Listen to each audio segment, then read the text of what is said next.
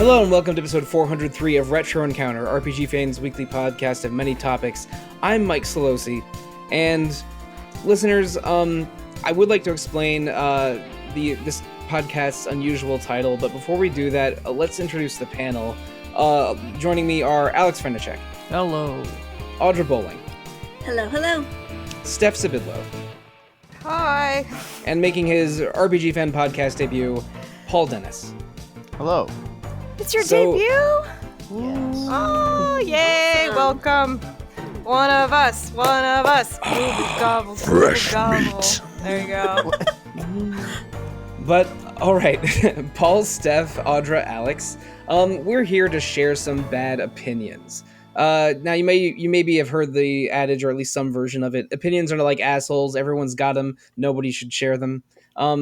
That's true under most circumstances, but I think that the five of us, because we play a lot of video games, we follow what's going on with video games, we're involved in communities of RPG fans, we have an idea of what is the general opinion of what's good and what isn't good. Like, I'm not going to say we perfectly know the consensus, but we have our finger on the pulse of what a lot of the community thinks. Would you think that's fair? Like, we mostly know the consensus opinions for the biggest RPGs?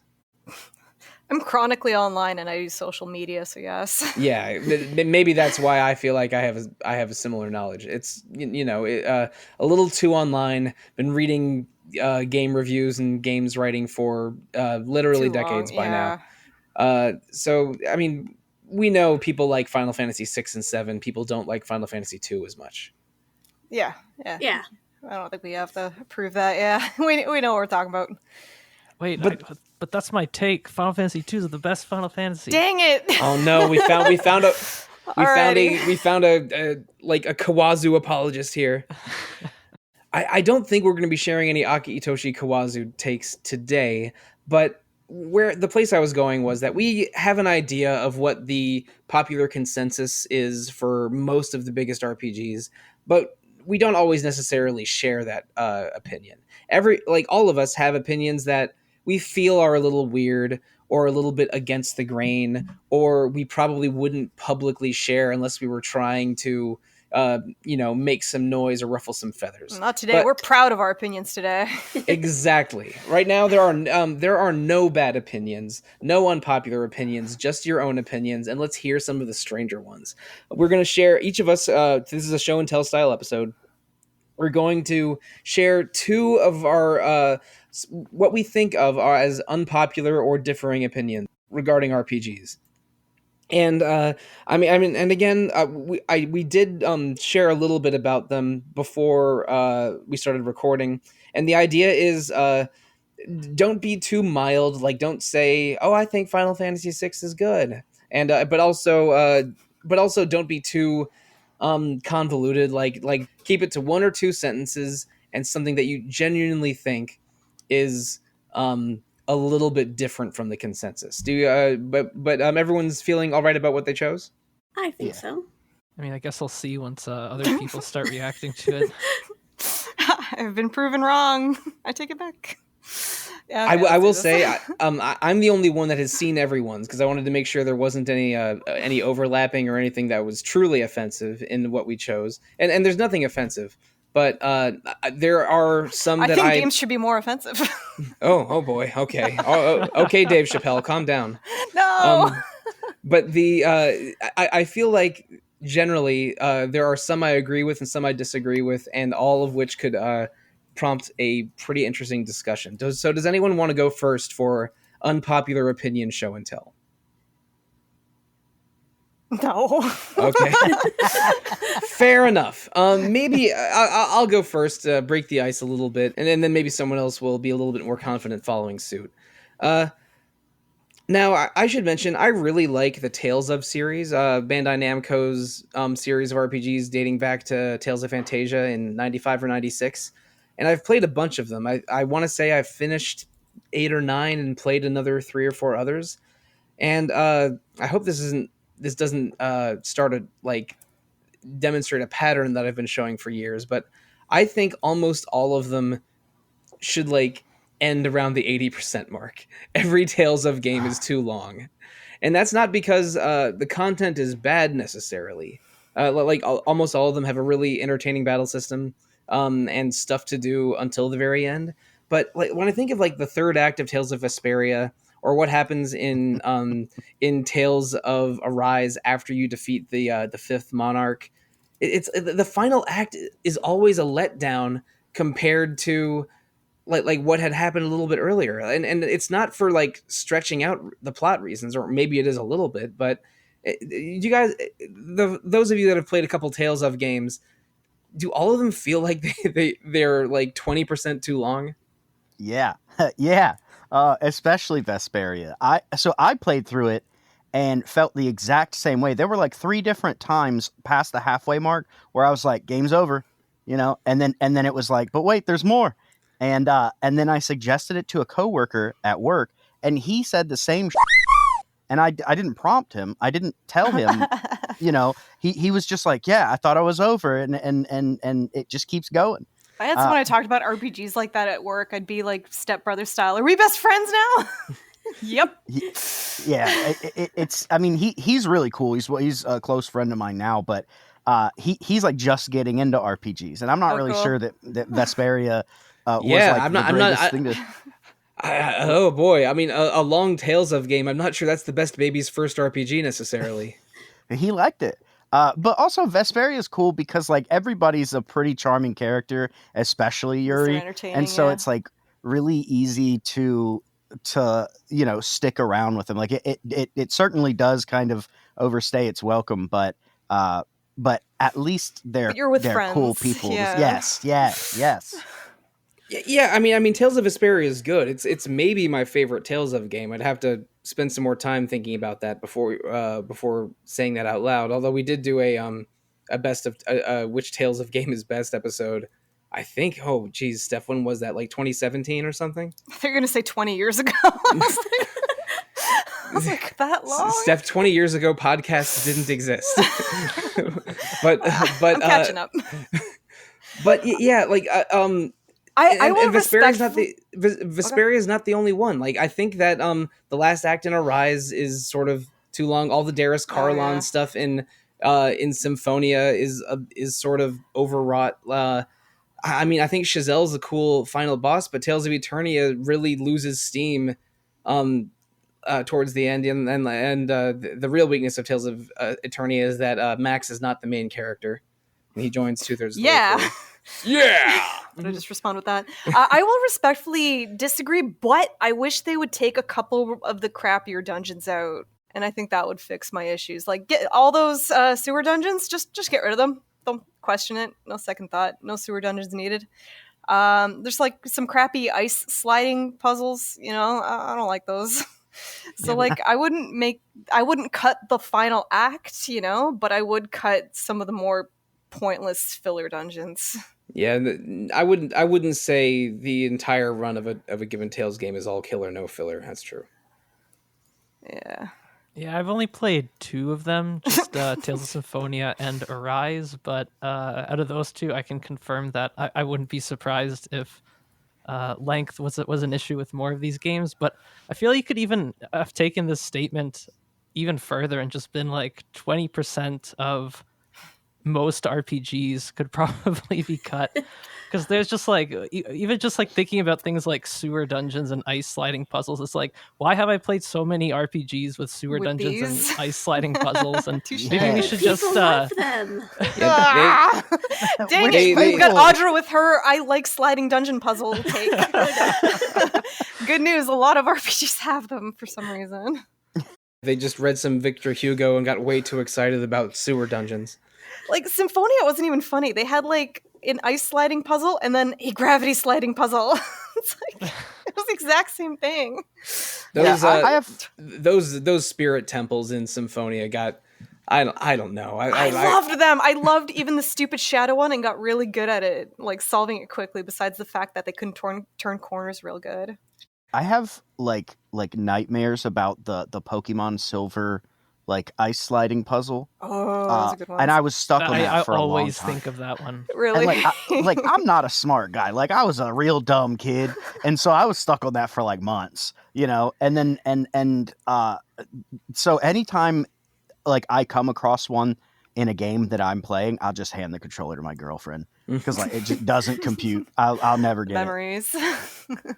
All right. Well, I guess we're mostly in agreement. Maybe that wasn't as spicy a take as I was thinking. That most Tales of games could lose the final act.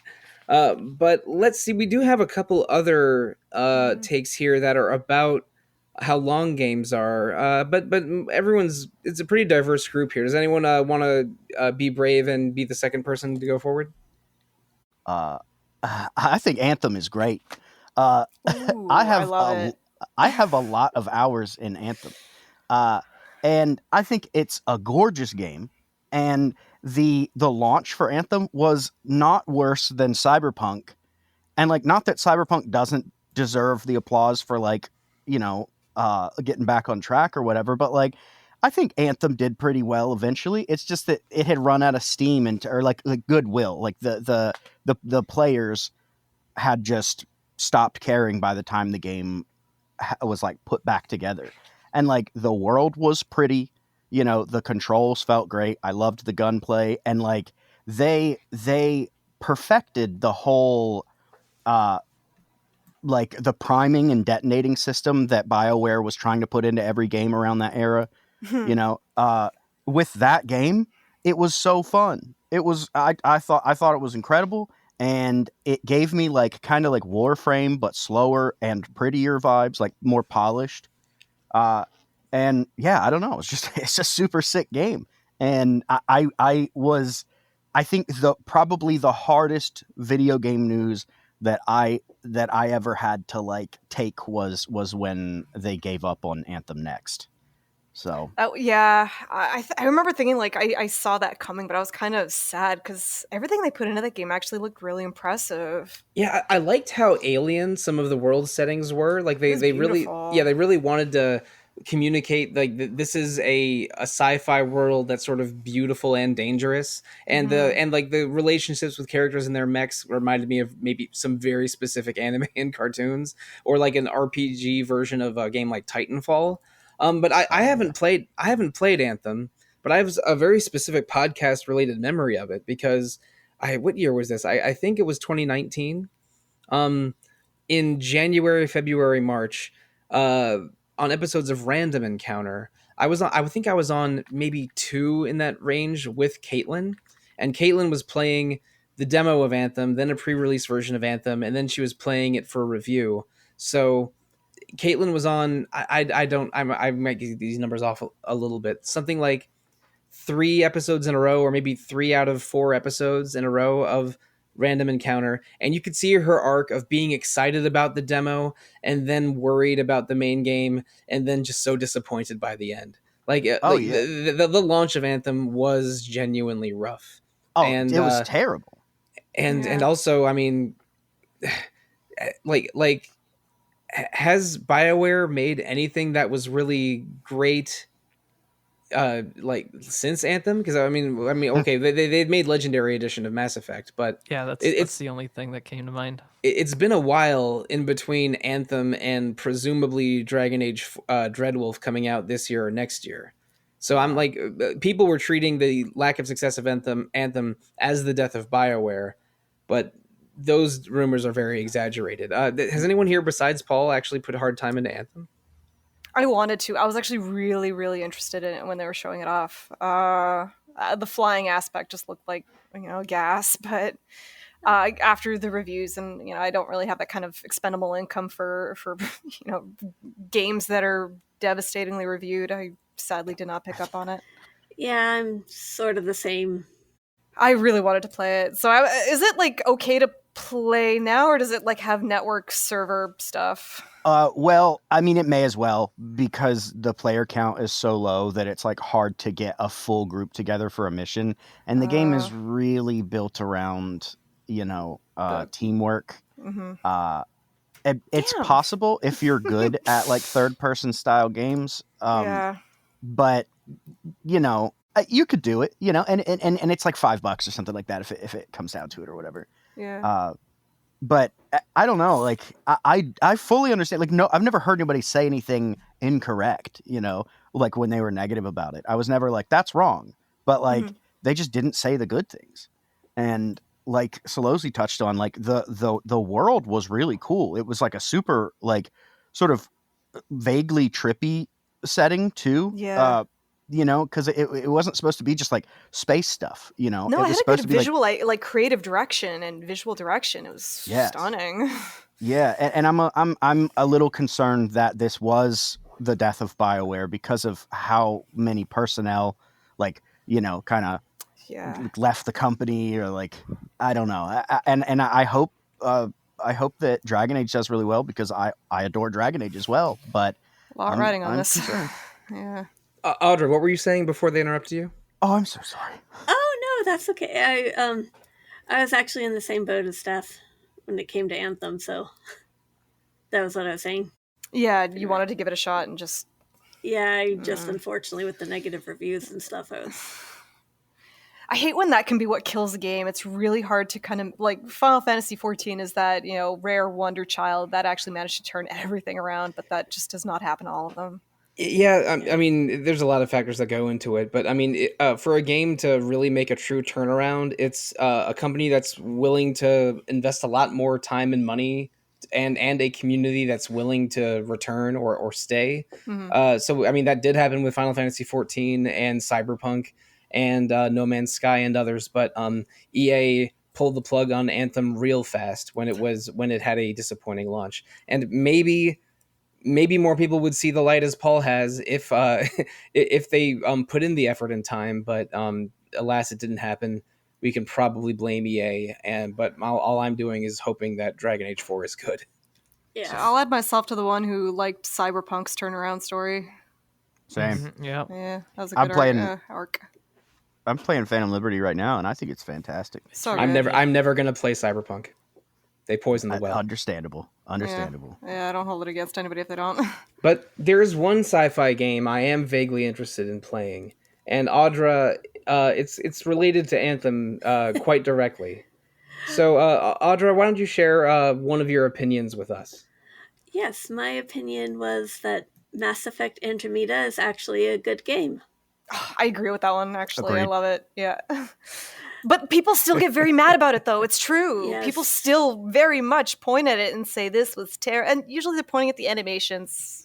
Okay, yeah. Yeah, I think the animations could be. Whatever. I can see where some people maybe don't like them, but I mean, But they the got story was some was nice. look, people's heads are supposed to stay attached to their bodies. All right, like this is Yeah. not a video game adaptation of The Yeah. Exorcist. I suppose but- that's true. But what were some of the things that you loved about Andromeda? Because Audra, this is not the first time this has come up on a podcast. You and Jono being a 2-person Andromeda Defense League has actually inspired me to download the game last year. I think it was on sale for $5, but it's in my computer, and it's your fault. So let's talk about it. Well, I don't hate the story. I thought it was really interesting how they handled the jump from the Mass Effect trilogy to the new galaxy, basically. Mhm. And I love Jal as a character. I think he's a great party member. Same. So I'd recommend playing it for just Jal alone. And I actually think the combat was probably a little more polished than the original Mass Effect Seriously, trilogy. yeah. Yes. Yeah. Yes. And I'm so bummed that they did not get the DLC created afterwards. 'Cause Yeah. I would have liked As- to have actually finished out the storyline. Same. I as far as like abilities, when I say like the combat, or when I agree with you saying that the combat was more polished, I had more fun in Mass Effect 2 and 3, but I think that just like from an objective standpoint, like Andromeda's combat is just like better put together, and the Yeah. abilities like make more sense, and they're more like it kind of engaging. But yeah, I mean, I understand also why it got the hate that it got, because the start was a little rough, but the animations aren't like, not that they're perfect now. They're not as like like uncanny valley inducing, like as they used to be. No more than like a lot of other games from that period of time. Well, I mean, My look, during some just regular talking animation, people's necks would twist around and start spinning uncontrollably. Oh yeah. It's a little It wasn't immersion great. breaking. But it's comedy. That's a feature. This isn't a Bethesda game. That's not an excuse here. and I remember there was a lot of really talented voice actors in this game. It had Natalie Dormer when she was like in the peak of Game of Thrones. It had a bunch of actors from the Fallout series. Kumail Nanjiani, the comedian that got real swole for Immortals many years later, was in this game. Like I remember it being a really interesting project, and I don't think I had the hardware for it when it came out. It came out in like 2017, and I didn't get a PS4 until a little later. But when I saw the news around it and saw some videos about it, I just completely stayed away. So I never really gave it a fair chance. But over the years, I've heard too many appreciative opinions of Mass Effect Andromeda not to be a little interested. So yeah, it's in there in my it's in my PC ready to go when I, am feeling real weird some future weekend. I mean, I think like to compare it to the original Mass Effect trilogy, I do feel like that one's probably a stronger outing in general, but Andromeda is not bad. And I think you mentioned that the combat felt like a better version of Mass Effect 3's combat. Yes, For sure. I think that was in a different podcast you mentioned that, and which very much intrigued me because I think Mass Effect 3, for all of its problems, mostly plays like a dream. And is it also true that like the level designs in Andromeda are like a bit more like open and stuff than in Mass Effect 2 and 3? Oh, Like, kind of have more kind of like RPGness? kind of like Mass Effect 1 planets or something. Yeah. yeah, they are. Does that work out? Because I'm also someone who hasn't played it. I was like super pumped about it in the lead up, and then when it was like a disastrous release, I just never got around to it. But I could be convinced right now. I kind of like the way you explore the different planets and set up like the settlements and everything in them. So There are definitely like some areas that feel more like, Mass Effect 2 and 3. But for the larger areas, the thing that makes that bearable is that there's mobility, abilities that make it easier to get around in Andromeda. So like you're faster and you have like dashes and a jetpack and stuff like that. Ooh, And so alright. it's Love so it. it feels it feels good. And I think the biggest thing that it had going against it was that it had the Mass Effect name on it. yeah, I think that probably People came in very strongly on Oh, it yeah. after what the trilogy already did. And how it ended. It ended on a sour note, so people were ready to be sour, I guess. Yeah, that's the unfortunate thing about that. Yeah. Well, I mean, there was a I think it was over a year ago, a Mass Effect teaser that people are thinking is a Mass Effect 4, but we don't have any information on that at the end of January 2024. Maybe we'll hear some more about that soon when we're a little bit closer to Dragon Age Dreadwolf's launch. But, Alex, I think it's your turn to share a bad opinion, and you probably have an idea of which one of yours I'm more leaning towards. But both of these are games I haven't played but know a little bit about. So go ahead and pick one. All right. Well, since we're talking about BioWare, these last two games, I might as well pivot to my developer one, which is that I think Obsidian is the best Western RPG developer, like for sure, like easily for me.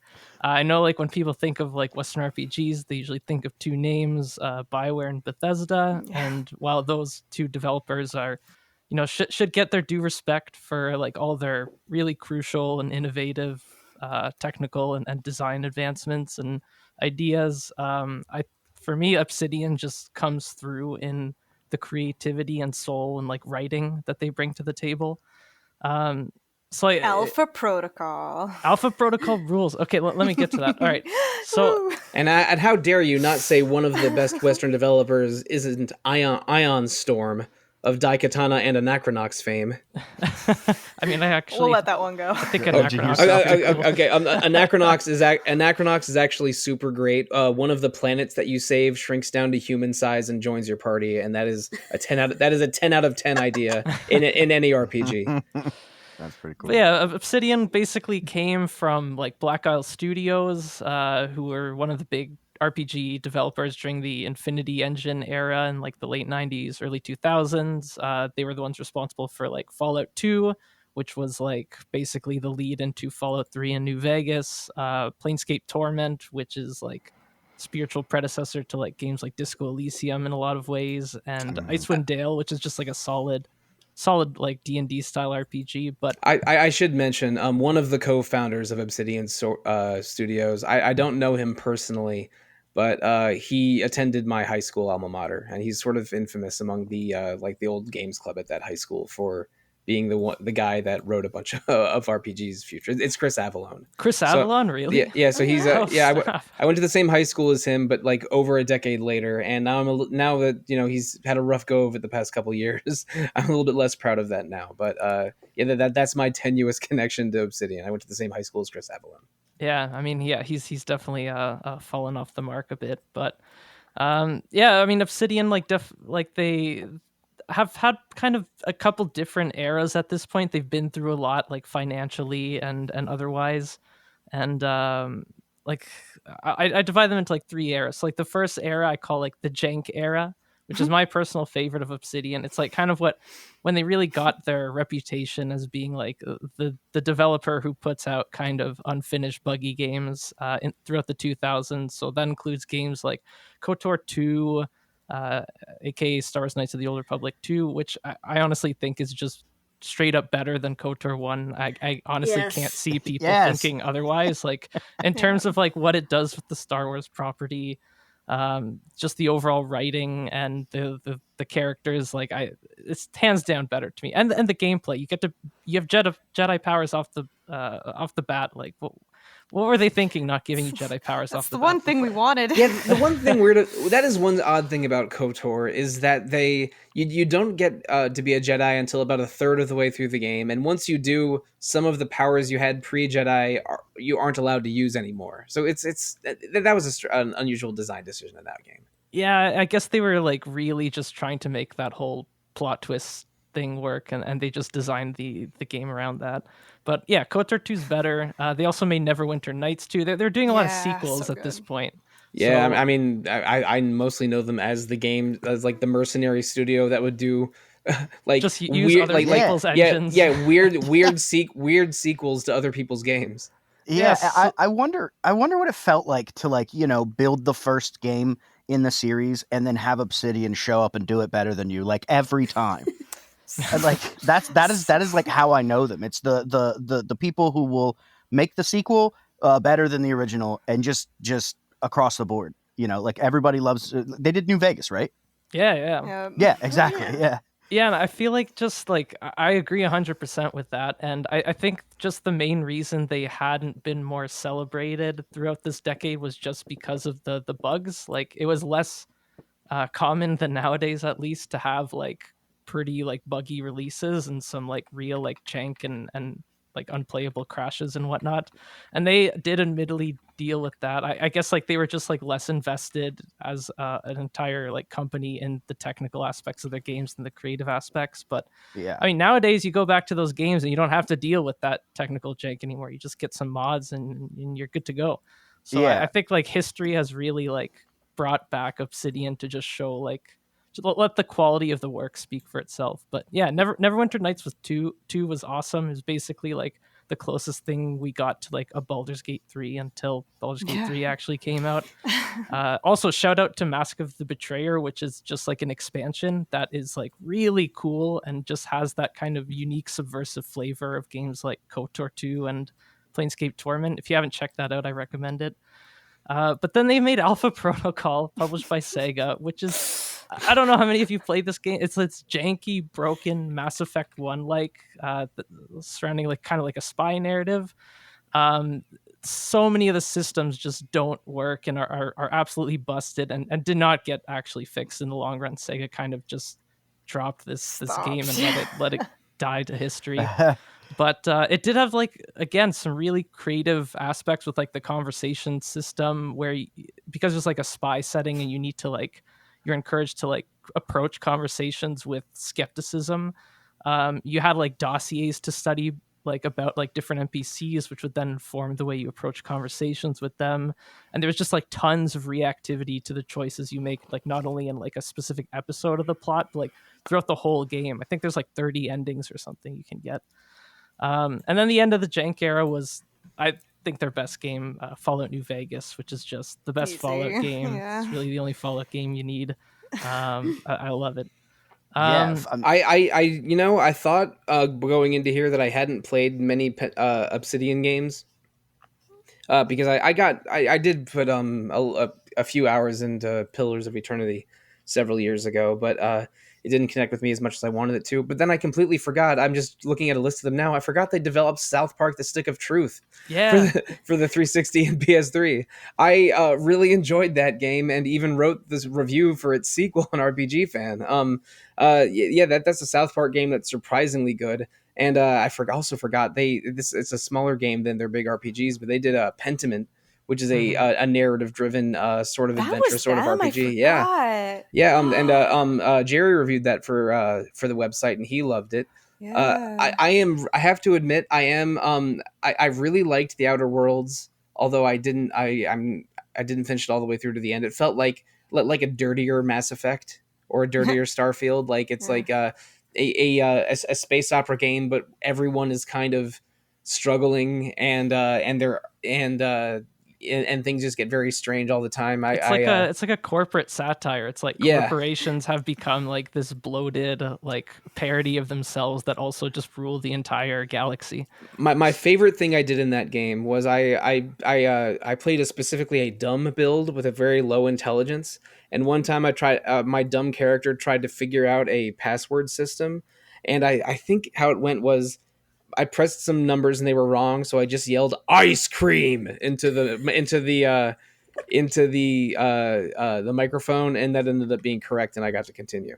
So rewarding silliness is something I appreciate very much, and that's something that the Outer Worlds did.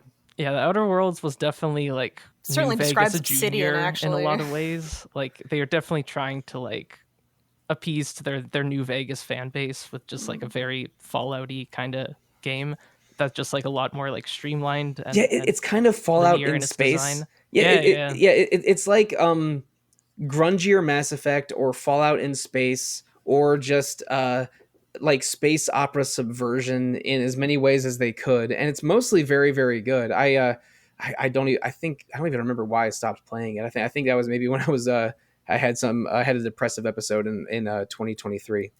But the future of Obsidian is at least interesting. Outer Worlds 2 is in the pipeline for Microsoft Studios, and Avowed is the big thing they're looking at that people say might be their answer to Elder Scrolls ? But we're not we can't be exactly certain because there's still a lot of Avowed that we don't know about.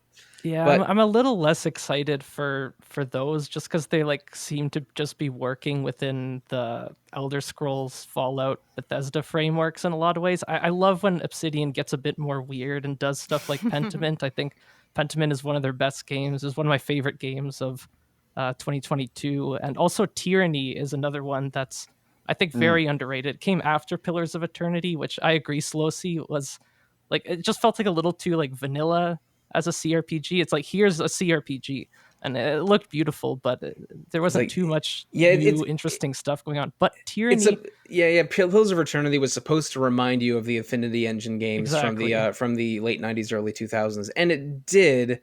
But was it like great? That's a maybe. Yeah, and it is worth saying that they were like really financially in the hole then. So like I imagine Pillars of Eternity was just like they took to like crowdsource funding similar to like Double Fine. They're just like, please, we'll make the game you want if you give us money. But Tyranny was cool because it's like a little more experimental. It's like very similar in presentation to Pillars of Eternity, but it's basically a world where like evil has won, and you actually play like an evil tyrant. And it creates like a much more interesting and unique kind of like role-playing experience out of that, where like you have to like actually buy into like a world of evil to be able to play it. So yeah, shouts out to the weird ones like Tyranny and Pentiment, but I'm still excited to see what they do with Avowed and Outer Worlds too.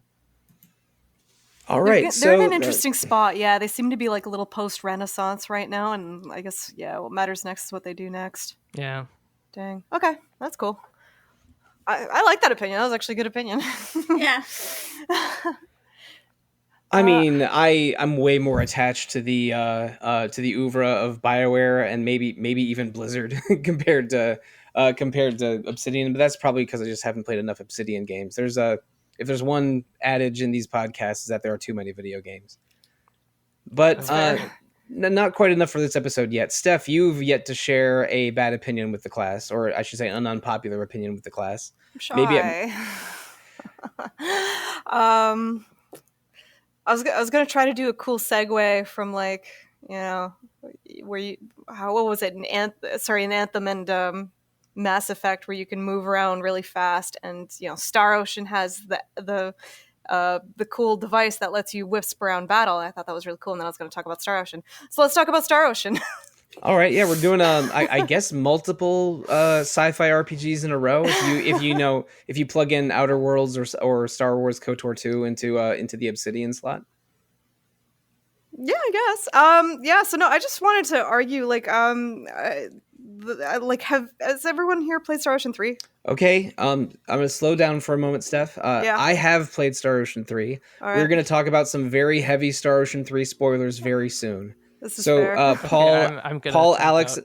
okay, Paul, Alex, and Audra, if you want to take out your headphones, you may go ahead and do so. Oh, And no, I- man. And I will sorry. and I will message you when it's time to come back. Paul, Audra, what are you doing? I have the same like attitude towards spoilers that you do. I'm just So like, we're whatever. good. We're good. Just Yeah. for the record, Steph, your pitch in episode 400 for Star Ocean 3 made me want to play it, so that's why I'm backing out right now. See you guys on the other side.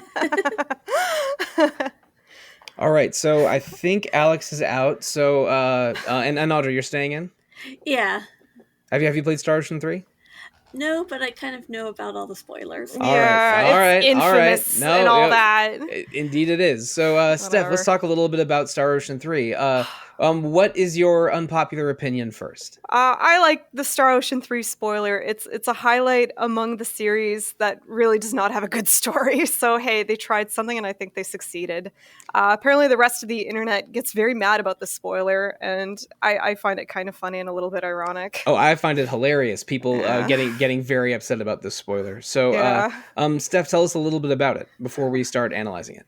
Okay, so the big juicy spoiler in Star Ocean 3 is you sort of discover that you and the universe, I guess, is basically a lower dimension to the 4D beings, where they use you like a video game, and they kind of like log into the universe that you're in, into the Milky Way, and they can be characters in it, and you find out you're kind of this world isn't yours, it belongs to them, and eventually you find out they want to shut you down. Yeah, basically you discover that you and the characters that you've grown to know over the course of the game are virtual playthings for godlike beings that are planning on just turning your world off permanently.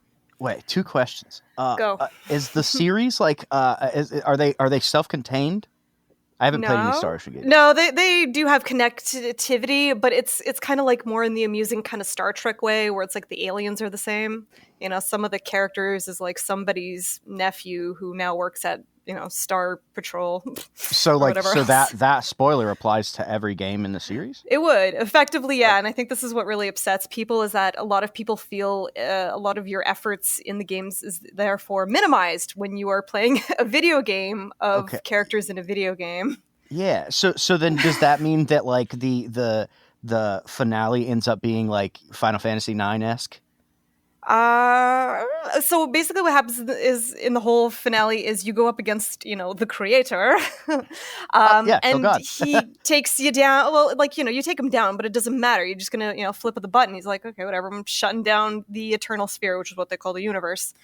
And he's like, whatever, I'm shutting it down. And so everything starts shutting down. This galaxy starts turning off, that one, and our characters start to fade. But then they have like one of them, like, I think, therefore I am moments. And like, you remember all the memories, all the stuff that you've gone through, you know, and that you're still able to think and know. So like whatever connection they had was maybe not as permanent as they thought.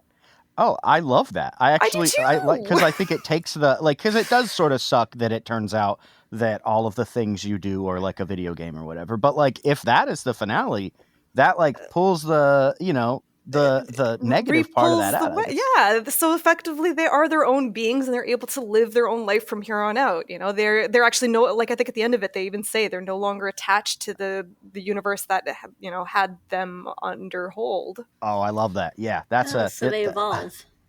Effectively, yeah, that's kind of what I want to say it is that, yeah, they got to be without them. So a lot of people get mad because, again, they think it's undermining a lot of the work that you do and the work that you do in the future, and people are very upset. They're like, you know, they need to retcon number 3.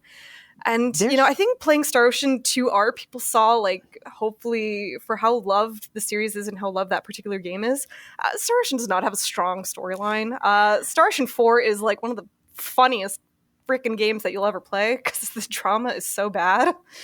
Oh, Edge Maverick. If I were to cut. If I were to is come that a up real with, name? Yeah, no, it's the main character of Star Ocean 4. Yeah, it's a name. If I didn't know there was already a character named Edge Maverick, and I was writing like a parody short story making fun of JRPGs, I might name the main character Edge Maverick. Oh man! But the hot girl in Star Ocean 4 is like a grieving widow type, and it's really weird because she's really sad one minute and then very flirty the next. No one's is defending the character design decisions in Star Ocean 4, but I agree. I actually stopped playing Star Ocean 3 just because I was really, really busy around when I was in the second half of it.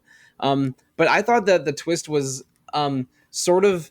I mean, it was shocking because the foreshadowing to it does not make a lot of sense. Because the Star Ocean has a bad story. What are you gonna do? True, but I was getting into the into the villains and thinking it was just really silly and fun and over the top, and the game and the combat is great in it. So I was really enjoying Star Ocean 3. But when the twist happened, I just had to see, like, I just did not know where to continue with that.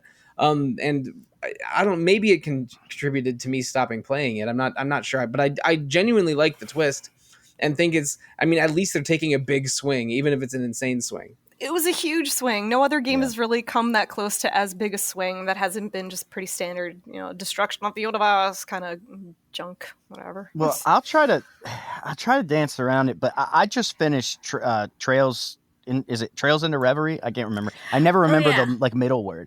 And there was a moment where I noticed some of like the art style was like you know, implying that there was like computer shit going on, that there was like a simulation or whatever.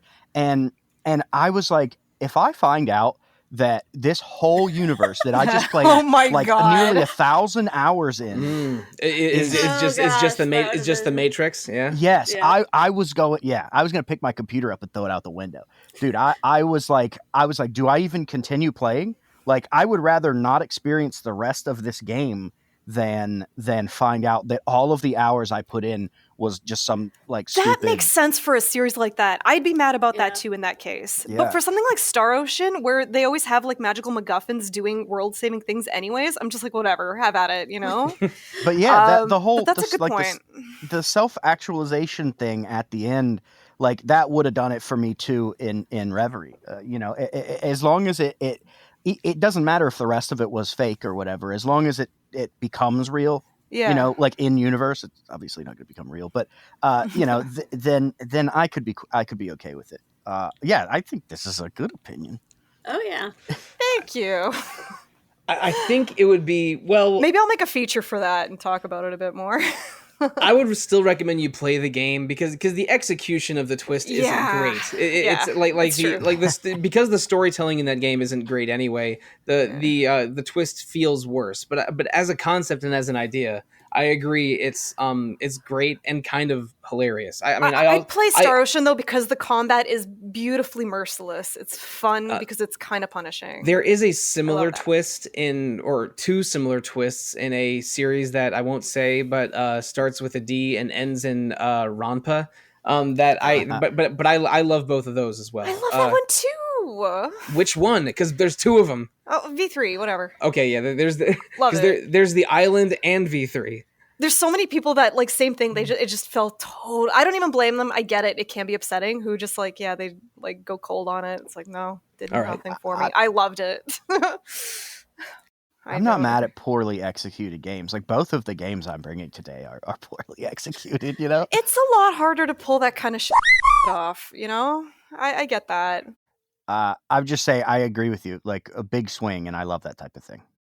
All right, so without saying what it is, because Aleks is back now, like that Star Ocean 3 twist is pretty wild, and Steph thinks it was maybe unfairly judged at the time, which I agree that it's wild, but I'm not 100% sure that the game story justifies it. But anyway, we're halfway through our bad opinion theater. Should we just go back and run it back in the same order? Do we have any objections to that? Sounds good to me. Yeah. Sounds pretty good. All right, I guess that brings it back to me then. Now, I talked about Tales for my first unpopular opinion, and for the second one, I'm going to go with Trails. And I'm worried about offending... Tales and Trails. Yeah, man, when we had a new Tales, a new Trails, and a new Trials all in the same year, I swear I mixed up all three of them on podcasts at different times. That was, I guess, 2020 or 2021. But I'm worried about offending Paul on for his first episode of Retro Encounter, because you specifically mentioned Trails of Reverie a little while ago, and I want to talk about the Legend of Heroes Trails saga. I enjoy all the ones I've played. I've played 5 of the first 7, and I'm partway through 0 right now, which is game number 4, and I really, really enjoy all of them. But one thing I've noticed recurring about the discourse around the Trails series is that people are intimidated by them. They're like, "Oh man, there's 12 of them now. I mean, I don't know if I'll ever get through to all of them." And I'm not quite there, because again, I am roughly halfway through the series. But my unpopular opinion is a little bit related to that, because I know that a lot of Trails fans will not agree with this.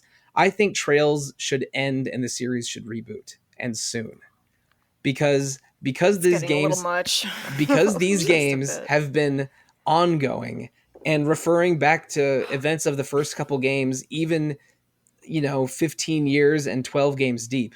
I think that is walling off a new audience to a degree, and like even the Cold Steel games, which are games 6 and 7. Or 6 through 9, I should say, and the new one that's coming out, Daybreak, which is game number 11, I think. Those do start new storylines and new areas, but eventually, like Cold Steel 2, heavily references the Crossbell games and possibly even spoils parts of them. And people that haven't played those will be completely puzzled by the introduction of these new characters. I think that similar to how the Marvel Cinematic Universe is experiencing a little bit of superhero fatigue, and people feel like they need to watch Marvel shows on Disney Plus as homework before watching a new show, and that may be limiting the audience of the new movies. I think that Legend of Heroes is a name that's been around since the 1980s, and Trails has only been around since the mid-2000s. But I think they need to do a cold reboot in a new world and just end the current saga, because it's become too burdensome to try to play the games, especially when a lot of RPG fans have a completionist mindset where they want to start from the beginning, and that is too daunting. So I think they just get rid of that daunting nature and make a new Legend of Heroes that is new setting, new everything. Wipe the slate clean. That's my unpopular opinion. You know what? As someone who hasn't played a single one of these Trails games, but has been meaning to for quite a while, I think this is a good idea. Because I think if the Trails series, at least like one complete storyline, was just like they said, okay, it's over, then I would feel a little more comfortable like entering into the series in the first place, because I would see that there is an end line in sight and that it won't take literally the rest of my life to complete the series. And also I like, just anecdotally, I know that like I've heard people refer to like Trails of Cold Steel 4 as like the end game of Trails. And like, if that analogy holds true, then they should definitely end it, because everything Marvel has done since Endgame has felt irrelevant and unnecessary. So I would hate for them to fall into the same pattern. I'm gonna let that slide only because the Miles Morales Spider-Verse movies are not Marvel but Sony Studios. So Yeah, I'm not gonna let MCU, so a bit I'm different. gonna let that slide Yeah. because I love Into the Spider-Verse so much. I mean MCU Right? specifically. No, I'm just joking anyway. But I mean, you could say that. I think I haven't played Cold Steel 4, but I think that by the end game of it, there's like 35 plus playable characters from the previous 8 games. Y'all ain't never played Suikoden? Yes, but there's also only 5 of them, which is less than half of the number of Trails games. Yeah, and none of them are nearly as long as a Trails game. And none of them build off the previous ones in direct storylines that really require playing early ones. Because I mean they are sequels and prequels to each other. They're set in the becoming same way world. too attached now. But yeah. So I agree with you. But the good thing is that I think that there is an end in sight. I mean, because there's only been 3 countries that they discuss throughout the series. Yeah. And that's Four, Liberl, four, Erebonian, well, and the 4 if you What's 4 up? if you count Crossbell.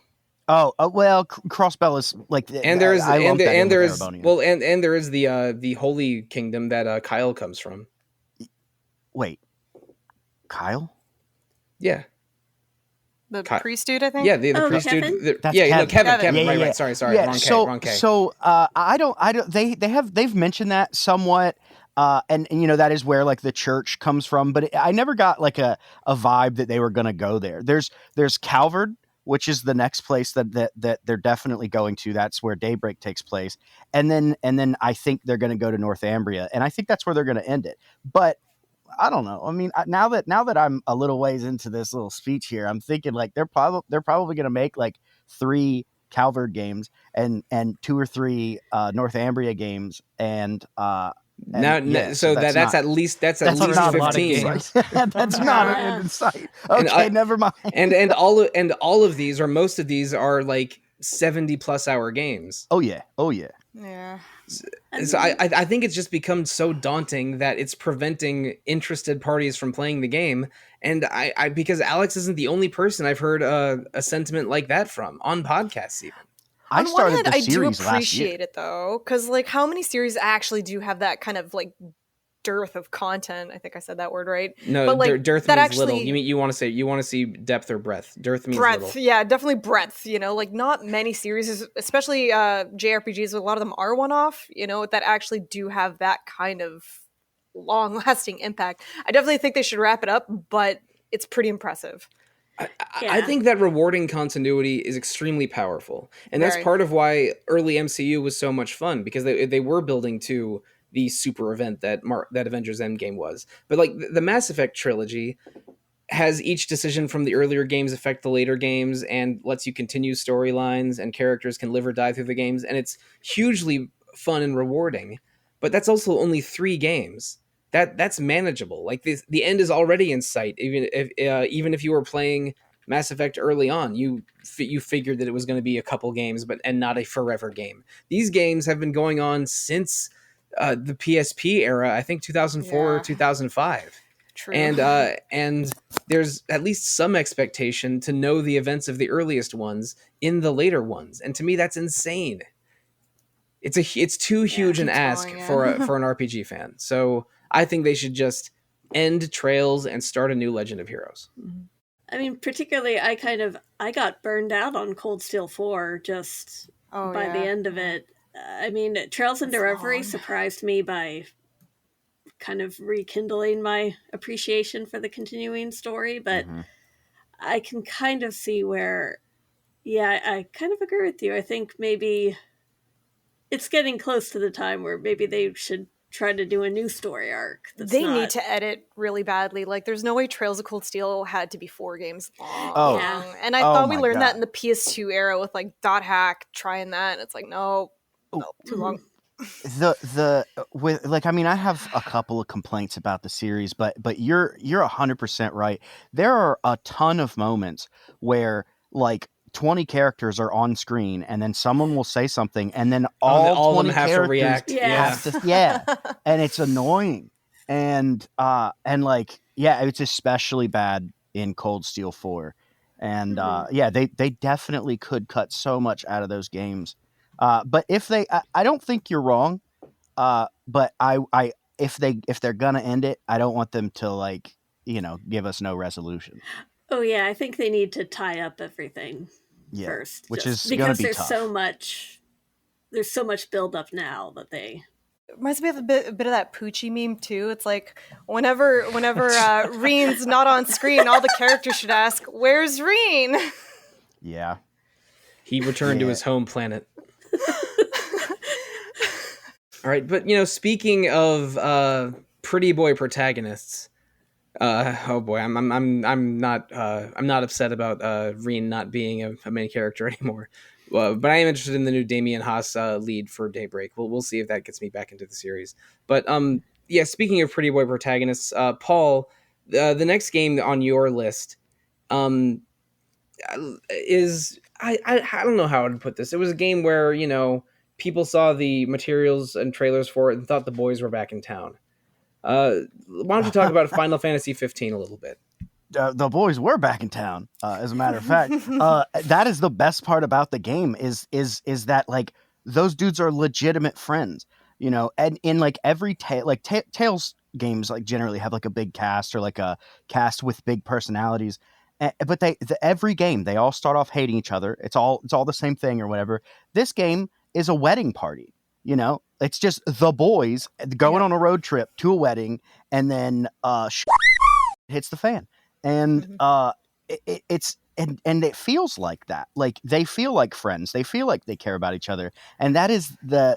So I don't like. Obviously I don't write reviews or anything like that, and I don't do that because I don't think I have like very in-depth like opinions about games. Like I don't think I see the nuance that most people do. I just sort of am dumb about it. Like it made me feel good. I really liked those characters. I liked what they went through. And then like I don't know if you guys have plans on playing it or whatever, but there's like some spoilery stuff that I do kind of want to get it. Never mind. It's just the ending.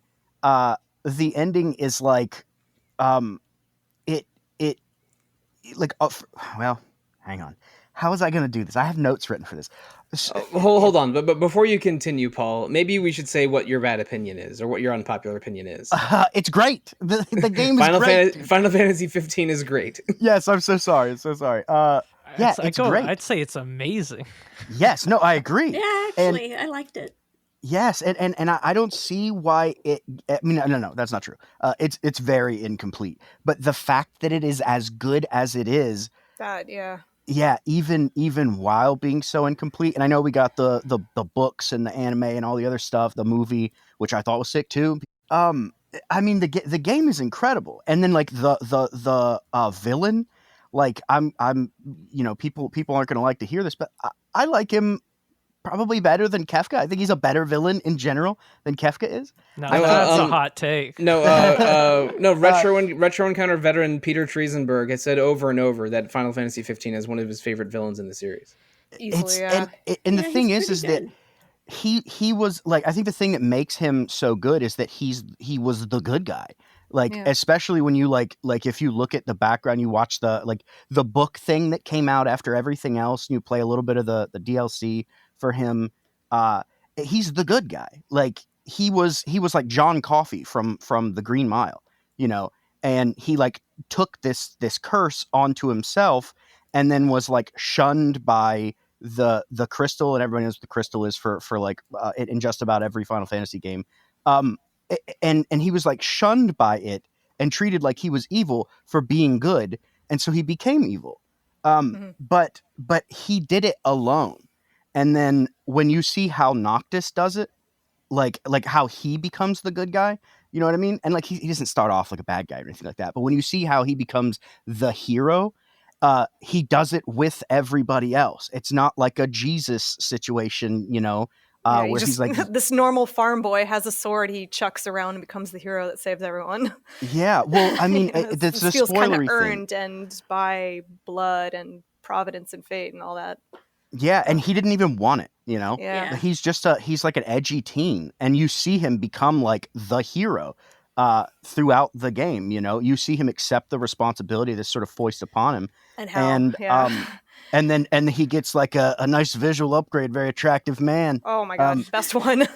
Yeah. So, but a Nier style glow up. there is a thing that I don't think a lot of people noticed about the end, and this is that spoiler thing that I was talking about. So if you haven't played the end, like until the end, you might want to. Should I bow out for a little bit? Because I haven't played Final Fantasy 15 and was planning to I later think you this should year. bow out. Oh, Yeah, you should. All right, I'll send a message in either the chat here or in Discord when I can come back. All right. So a lot of people didn't pick up on this, but when Noctis kills Arden physically, when he destroys his physical body, he then sits on the throne and he kills himself, essentially, or the kings kill him, the Lucian line. Yeah. And then all of the people who strike the final blow against Arden in like that spirit realm are dead. Everyone is dead. You know the kings are all dead. You know Noctis is dead. You know that Noctis's father is dead. But then you see the boys. And you had parted from them just before that, and they stayed behind to cover you so that you could go fight Arden. And like, there are people who argue about this and don't believe that those dudes are dead. They died with you. It wasn't just Noctis that sacrificed himself. It was all of the people that were with Noctis the whole time. And I think that's beautiful, and that's why I think that it's like almost in opposition to how Arden did it, because Arden did everything alone and he was like eventually sort of possessed by the Star Scourge. That's what's called, right? Or is that? Yes. Okay. Yeah. He sort of became evil.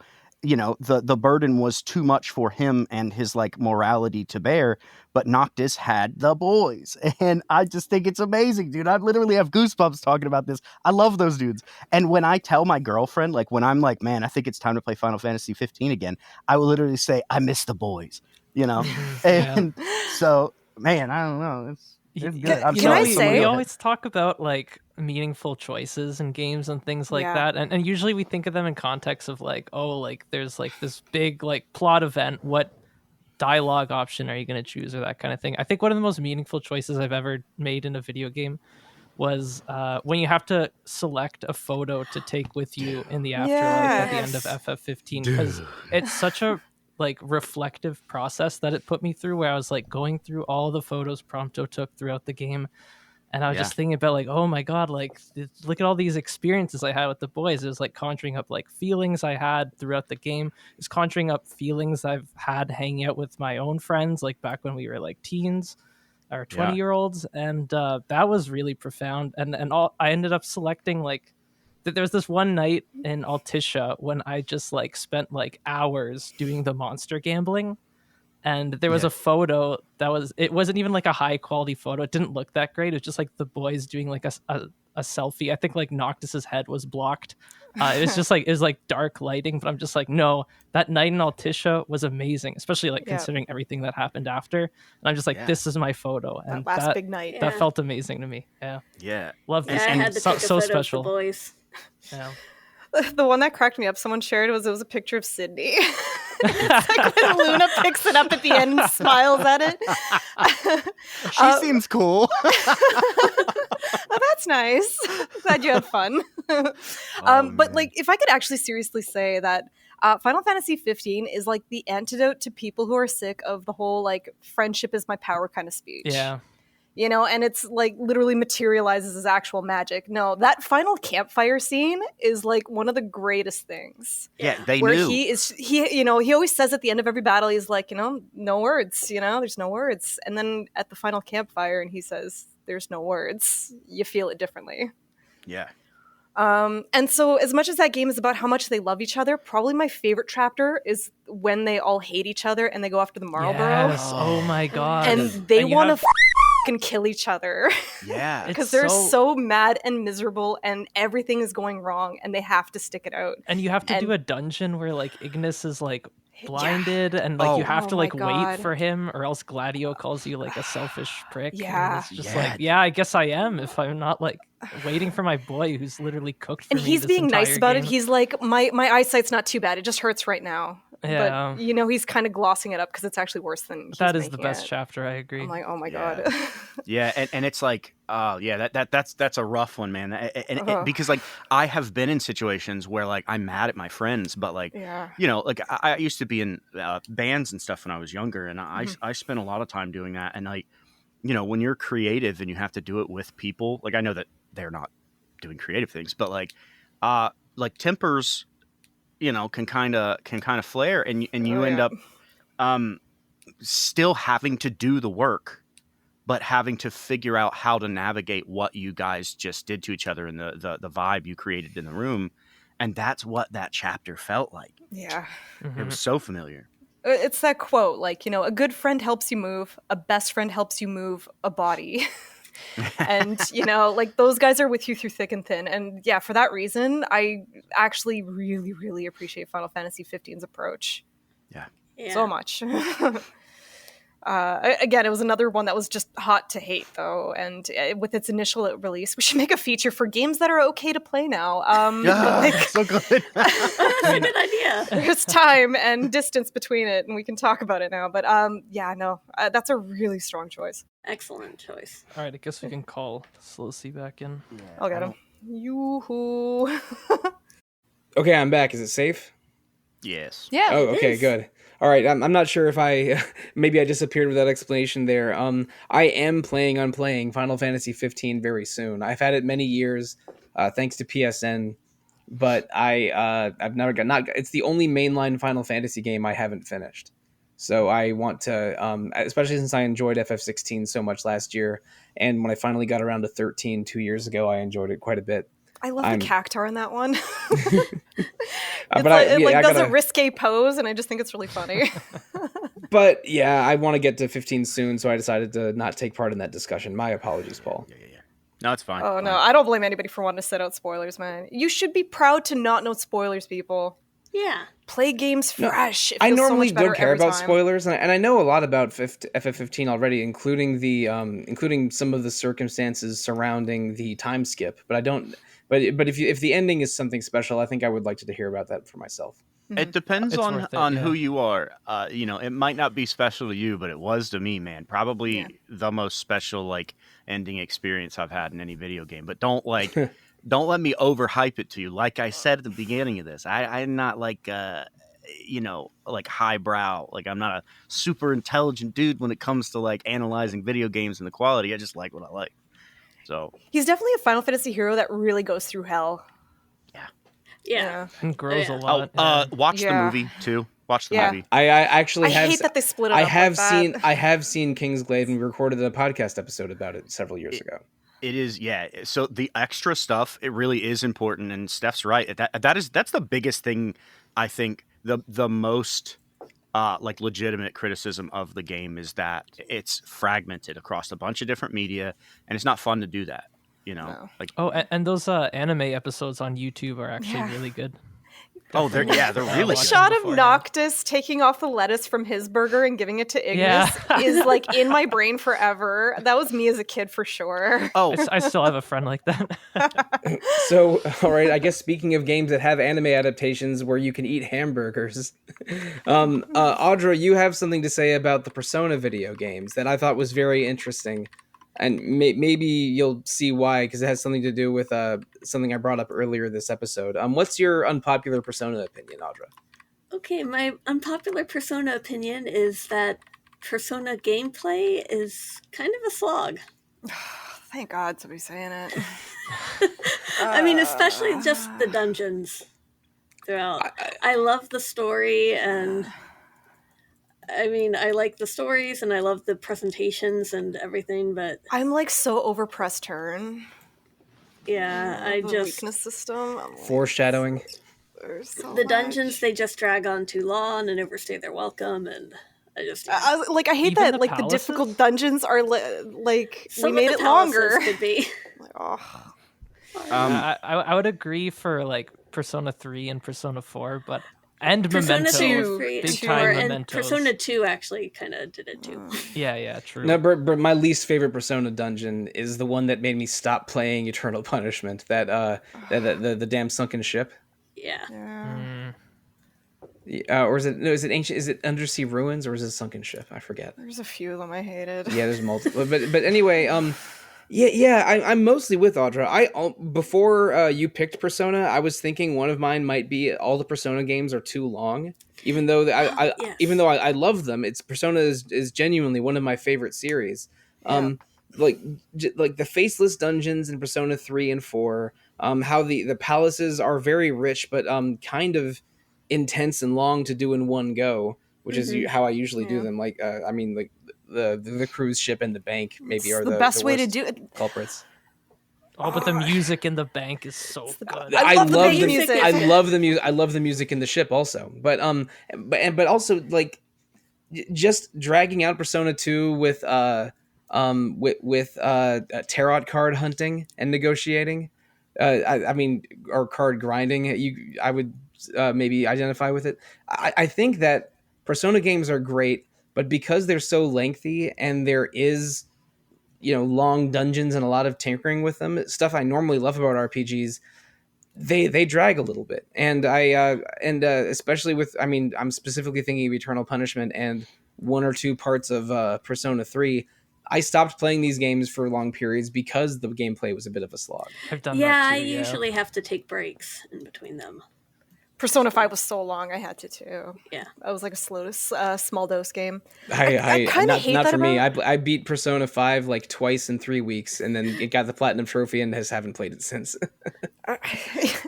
Scott played it like 3 times on stream between that and Royal, and he's like, never again, I'm over it.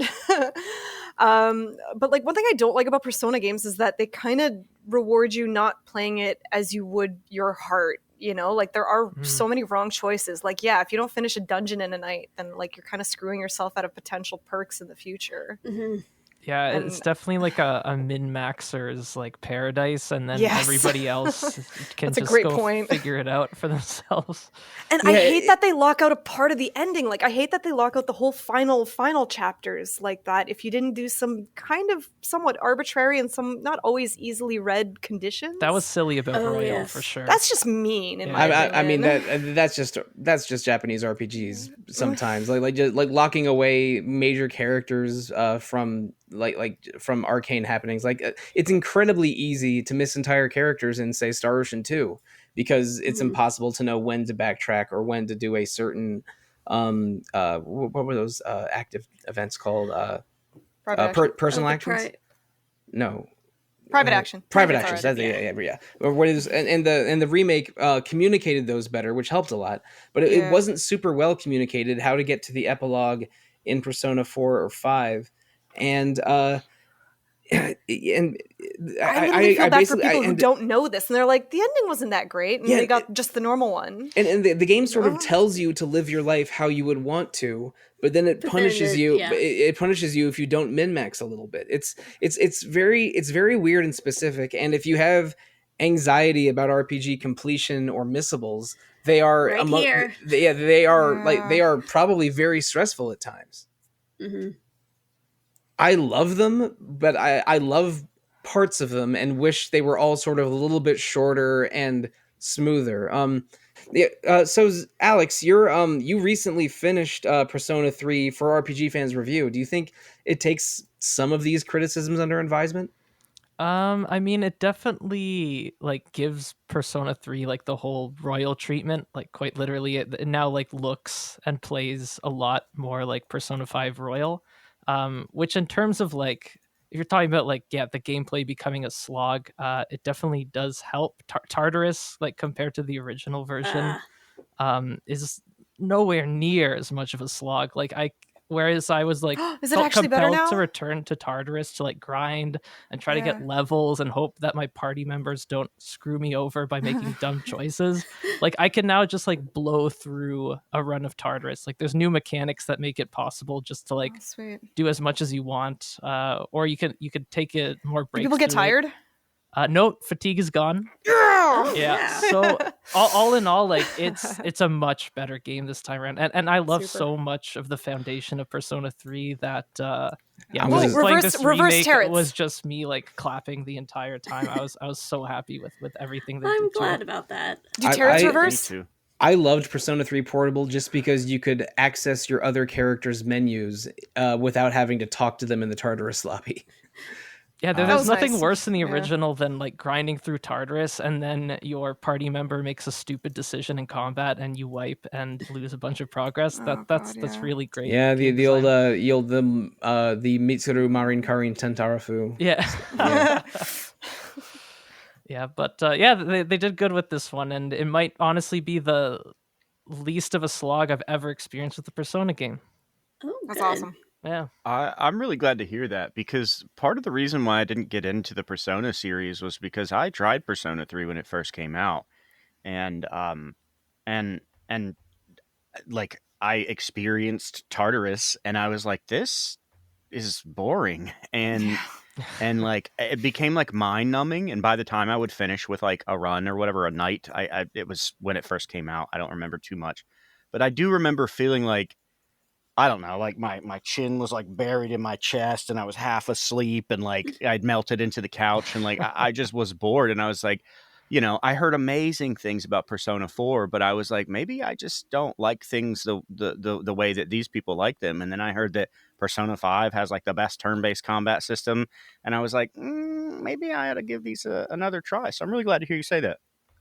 I mean, yeah, think I it's a weird series where it's like on one hand it's like undeniable like how influential and like all-time great they are, but at the same time you could pick any one of those games and point out like a handful of flaws worth picking apart. The things so, it yeah, does they're- good, they're- it they have does an good interesting so good. position. Yeah. Yeah, it's a contradictory series in some respects because it does some things really well, and then Be yourself, but be careful if you're gay. Be yourself, but also every social link conversation, make sure you're pandering to the person's interests. Yeah. Yeah. Steph, that's Yeah. pretty rough to hear Flattery- with zero context. Yeah, flattery will get you Yeah. everywhere until it doesn't. Beep boop. Beep. So is like I've heard people describe the sort of like the Cold Steel formula as like a diet persona. Is that true? The relationship stuff definitely is, yes. And but I mean, I would put Reen behind every Persona protagonist. God. That- poor Reen in a way, I guess, but not really. No, never poor Reen. What are you talking about? He's like, oh, he's the best commoner and the best noble, and everyone loves him, especially you. Especially the teachers too. Not this. There were no like relationship situations in that game that I felt were appropriate. Yeah. None of it. It's like, no, this is weird, because I've either watched these people grow up from teenagers, or like it's my teacher, or it's someone who is 3 feet tall max, and that's gross. So pass. I want like Reen went stag ending. Oh, that was mine. Well, all right, that was a meditation on the Persona games and how they're good, but maybe a little bit of a drag, a little bit overwrought. I would say, if is that a fair condensation of your feelings, Audra? Yes. All right. Well, I don't think these feelings are going to be condensed much at all because it's Aleks we're talking about here. But let's go ahead with your next unpopular opinion, which you, at least in part, expressed in some episodes of Retro Encounter last year. Yeah, so this next one, I think Lost Odyssey is the best Final Fantasy game since Final Fantasy X. Love it. That is pretty good. I mean, for one, it's like more true to the vision of the original Final Fantasies than anything that's come after. And for context, I'm not one of these people who hate on all the different takes Final Fantasy has had since 10. I think it's cool that the series keeps trying out new things. I think it's befitting of the series too for being like so ambitious and narratively experimental. But Yeah. Lost Odyssey just like it made me feel like a kid again playing it. Like I felt like I was like booting up like a PS1 Final Fantasy for the first time as a teenager and just having a great time with it. So yeah, it's a Mistwalker game written and overseen by Sakaguchi, the original creator of Final Fantasy. So in terms of lineage, it really is more of a Final Fantasy game than things that have come after. It especially feels like a natural sequel to Final Fantasy X. It has like these more Really does. linear world design, level designs, and kind of progression, and like it has that same thing with like the camera having like very deliberate ways of like framing your exploration and like following you along like the environments, which I feel it's like just like very expressive way to bring out character in environments. So I loved seeing that stuff. And then it's just like a super group of talent behind it. Like obviously you got Sakaguchi as the scenario writer. Uematsu is back doing his thing with music, and while it's not one of his best soundtracks, it is still a very good Uematsu soundtrack. That final boss theme. It's so good, and the main Love it. theme, that like kind of marching one. Oh my god. The ones they play during the 1,000 Years stuff is just so emotive too. It Yeah, just yeah, all knows how to those claw at your different heart. tunes. I also want to point out the great protagonist or the artwork from Takahiko Inoue. Yeah, who I was just really about to nailed it say. with the artwork. Yeah. Takahiko Inoue, my favorite mangaka of all time. Slam Dunk, Vagabond, Real. So good. Yeah, he's incredible. And he did the character designs for this. If you've never seen like the Japanese cover art for this, it looks amazing. Blows the American out of the water. Absolutely. I hated that. That was from like an age where they just plastered 3D CGs on a cover, photoshopped God, it so together. bad. It can't be as bad as cover. Suikoden 1. No, No, that one's can't great. be. Come on. Yeah, the Japanese cover's great. That is a good one. Yeah, How could I play this, like, right now? On any of like the recent Xbox consoles, so like Xbox One, any of those. I thought they or didn't port it. Xbox- That's great. Wait, yeah, and it plays like one of the Wow. things that critics panned about Lost Odyssey when it was released was how it ran on the 360. It was like too much, but it plays like butter on the Xbox Series X. It looked amazing. It played flawlessly. Menus were responsive as heck. Just really good stuff. And also, obviously, the last creative force here is Kiyoshi Shigematsu, the Japanese fiction writer who did all the 1,000 Years of Dream stuff, which are these little short stories you essentially discover, like they're collectibles essentially in the world you get by talking to certain NPCs. They're or pretty entering long certain too. Like they'll air, last you about What's I don't that? know, what 10 to 15 minutes, I think, to read. Yeah, they can be like between 5 to 10 minutes to read on average, I'd say.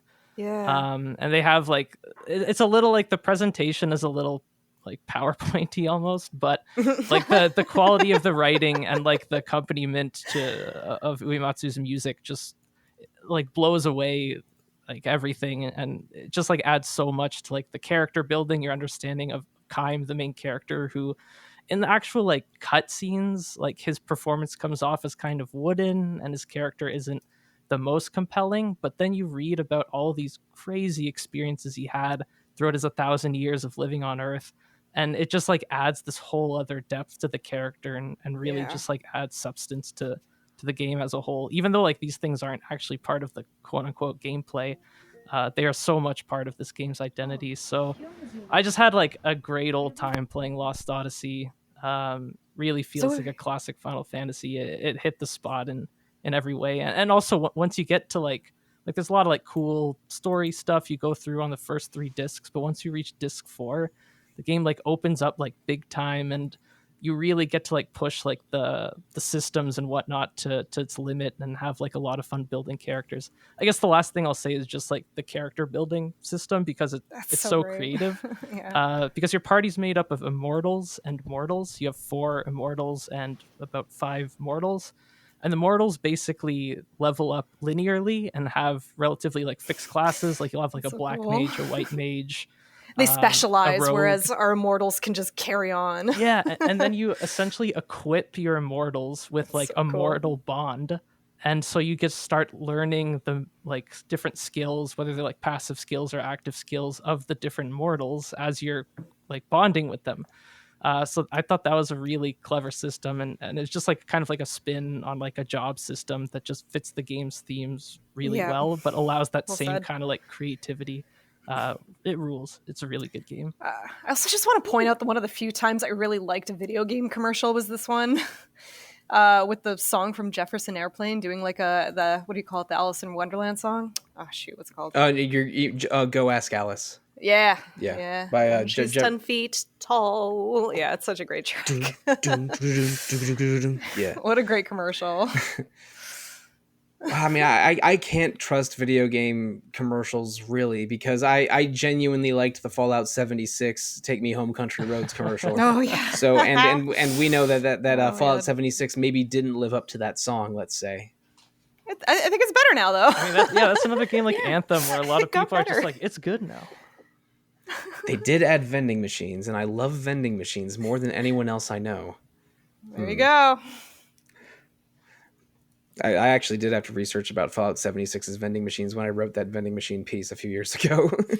that was a trip. But anyway, all right, if we're talking about Fallout 76's vending machines, maybe it's time to move on. Steph, you have the last unpopular opinion among here, and we might have saved the spiciest for last. I'm not sure, because we've talked a little bit about Legend of Heroes and Lost Odyssey and Persona, and a couple Final Fantasy games, and there's something that they all have in common. They have turn-based combat. So, what was your final opinion? Which I will hint a little bit, saying that it's related to turn-based combat. Hello, friends. Okay. So like, you know how like Square Enix doesn't really do them turn-based RPGs anymore? I'm fine with it. Octopath Traveler 2 is real good, Steph. Octopath Traveler 2 is real good. So is Lost Odyssey. I agree. Yeah, I just like the action stuff way better. I agree. I like that it keeps my turn-based mind too, but I active. like action Yeah, a little more. And by a little, I mean a lot. But like, I don't know. I just like that kind of. Well, ever since like and it was my other hot take. Ever since like Star Ocean came out, like it kind of did something in my brain, I guess. Between Star Ocean and Tales, which were like my RPGs in my formative years or whatever. I just like really enjoyed the action combat. I like the speed. I like being in control of what hit me and what didn't, as opposed to turn-based where it's like it will hit you, so learn to heal. I kind of liked the more me focus on my controls. I do like turn-based, but I need them to be really interesting, and Persona and SMT doing the press turn weakness system like over and over and over again just really bores the pants off me now. I think press turn was really great for a while, but I mean, SMT Nocturne came out in 2003. Yeah. And what happened, decades later in Persona 5, maybe even Tokyo Mirage Sessions, SMT4, it's not that much different than it was in 2003. And I can't say I necessarily agree with this, Steph. I like a lot of turn-based combat. And again, my favorite game of 2023, I think, was Octopath Traveler 2. And I mean, I also loved the hell out of Bravely Default 2 and Dragon Quest 11, which we're playing for the podcast in a few weeks. And I love a lot of turn-based games. But the thing is, I think I would go crazy if I only played turn-based games, because part of what's fun about an RPG is learning the nuances of combat and mastering them and playing around with it. Like Octopath Traveler 2, for example, has a lot of tricks to combat with the ways different classes can manipulate it, and how you break and boost to like save up meter and spend meter makes it very interesting. Or in how in Bravely Default, how you can defend to save future turns and then take a bunch of turns in a row. I think that combat needs to keep evolving to stay interesting, but I still enjoy playing action games or action RPGs and turn-based RPGs, and I don't think I want to change that. But I agree that if turn-based combat doesn't have a twist, or isn't really snappy and fast moving, then it can get boring very fast. And one thing I think my favorite turn-based is Final Fantasy X. Oh yeah, because I think Final Fantasy X does something that it's so fast. I love that you can start selecting the attack mid somebody else's attack. I think and you can change tight. And you can change a character out of your party instantly for no penalty. Yeah. And it all just happens so it's so snappy, and that's, I think, it helps it a lot. And like Persona 5's turn-based combat is pretty good, and partially because it all moves so fast, and even when you win a battle, your characters start running forward and and keep moving. Like it's turn-based combat with forward momentum to it. And if when you're the cat bus and you can just mow enemies down, that was like best moment of that whole game. Oh yeah, or just running over enemies with your horse in Dragon Quest XI. Just I love stuff like that. But I won't say I agree because I like a lot of turn-based games, but I think that turn-based combat needs some kind of twist or a lot of polish to not be stale over the course of a dozens of hours long game.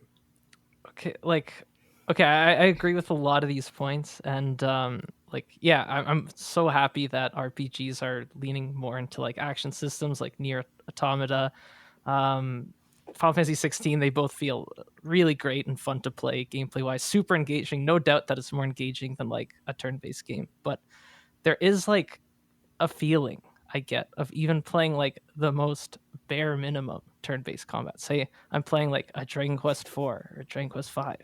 Dragon Quest 7 on a little portable device, and A lazier friend of mine says you can play them with one hand and it's great. And lying in bed.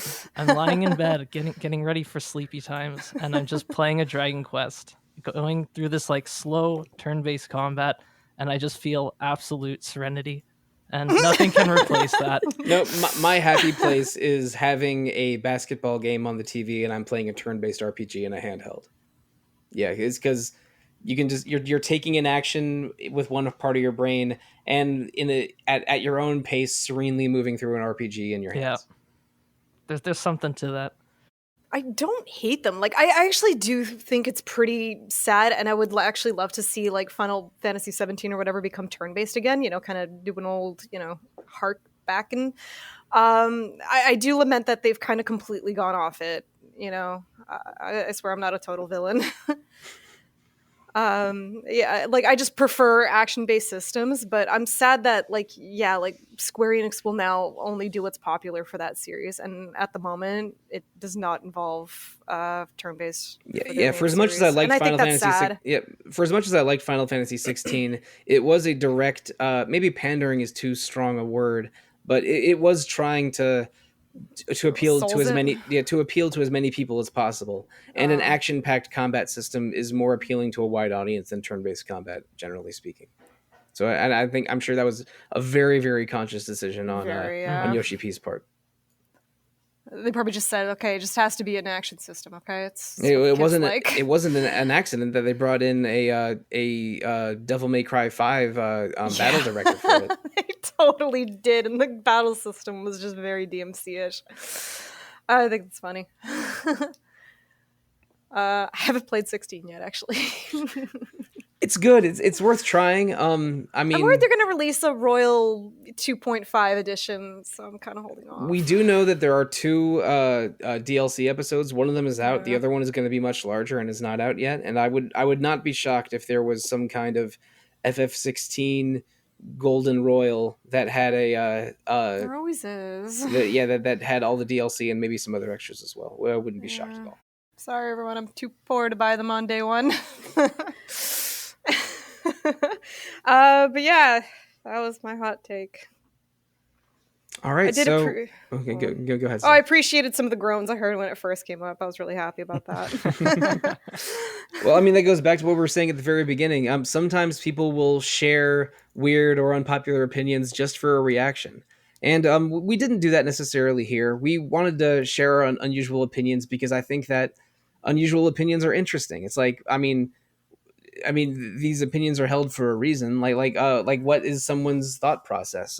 Why is the opinion necessarily unpopular? And a lot of our feelings today were easily shared by others. Like multiple times, people would say the thing, and basically half of the room would agree with them. Yeah. So and even when I fundamentally disagree with someone's opinion, like action is better than turn-based. It's at least fun to talk about. I don't think either is better. I just like both. But I think that we've all grown as people, sharing these feelings today, and I don't know. I'm continuing to hold many bad opinions as I continue to play many, many RPGs. I almost had some very, very mean things to say about beloved PS1 RPGs on this episode. How do you feel about Secret of Mana? I think it's I don't know. It's maybe the 4th or 5th best mana game. Yeah, that sounds about right. Yeah, right. Hot take, apparently. Mm. It's That's fourth best. Yeah, that's a social media joke that I'd rather not explain. But, speaking of turn-based combat stuff, I think I mentioned this before. We are doing 2 episodes on Dragon Quest X, Echoes of an Elusive Age for the podcast later this month. I recently finished that game, and I maybe regretfully will tell you that I love it just as much as I did in 2018. That game's amazing. And the turn-based combat helps rather than hinders it. But we'll expand on those feelings in a couple of weeks. But also, speaking of action-based combat, we're doing an episode on the Dragon of Dojima for the Year of the Dragon, Kazuma Kiryu, next week. Jono and I sat down and basically with Like a Dragon 8 being right in the middle of its release window now, we have a lot of thoughts about the career of Kiryu over the course of, something like 15 games in 19 years. So please look forward to Like a Dragon, then Dragon Quest. And we were complaining the Trail series was long. Yeah. Then, well, I mean, I think there might be more Trails games than Yakuza games. I'm not sure. But then following that, we have even more dragons with an episode on Dragon Age 2 coming in March and a spoiler cast on the aforementioned Like a Dragon Infinite Wealth in mid-March. But after that, I think we're basically running out of steam or de-escalating the Year of the Dragon a little bit with 2 episodes on Final Fantasy IV coming after the Like a Dragon spoiler cast. I mean, FF4 has dragons in it. It has a dragoon in it, but it's not really like it's not really Like a Dragon, Dragon Quest, Dragon Age. So I think Year of the Dragon is basically over for Retro Encounter by the end of March. But Retro Encounter is not RPG Fans Only podcast. There's also Random Encounter every 2 weeks about randomness and what games are playing, and Rhythm Encounter every other 2 weeks about rhythmness and RPG music. You can email retro@rpgfan.com to get in contact with this podcast, or follow any of those 3 podcasts and leave feedback on Apple Podcasts, Google Play, Spotify, or however you listen to podcasts. We love feedback. But if you want to interact with RPG Fan, the website and community outside of the podcast, you can always visit rpgfan.com. On either on the website proper or where we have articles posting every day, or on various social media outlets such as Facebook, Twitter, Instagram, Discord, YouTube, Twitch, probably more than I'm forgetting. All of those are great ways to interact with RPG Fan. But maybe the best way to interact with RPG Fan is to support us via the RPG Fan shop. rpgfan.com/shop is a outlet hosted by TeePublic, where you can buy RPG Fan merchandise such as apparel, coffee mugs, phone cases, and what have you. And please interact with RPG Fan and its podcasts and its written work however you choose. But if you want to interact with us, the panelists, as individuals and not as a podcast, you can always reach out to each of us individually on social media. How do you find us? Let's tell them, starting with you, Audra. Email's the best way to find me, audrab@rpgfan.com. Now, Steph. You can find me anywhere online as Dice, like playing Dice SMS. I do social media for the site, but I talk about video games and draw and do drawings for video games actually in my free time. Well, and your professional life, because you are a stunningly talented artist who is incredibly busy. Yes. So come visit. Aleks, how can people visit you? You can just email me at Final Fantasy 8 is better than Final Fantasy 9 at gmail.com. Just Really? Kidding. It's alexfraniczek at gmail.com. Please don't send me hate mail for that take. Oh, I got. No, it's all right. I'm already sending you your notice of termination from RPG Fan for that take. At least a write-up. And Paul, how can people find you?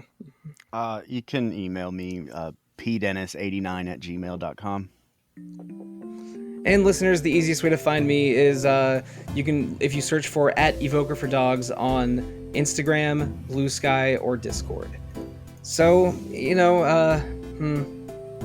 I don't know if I feel better or worse about sharing my opinions on these, because mostly I just want to be able to play more video games and not have 100-hour ones. So I wish there were shorter tales of games and fewer trails of games. Thank you. Good night and good luck.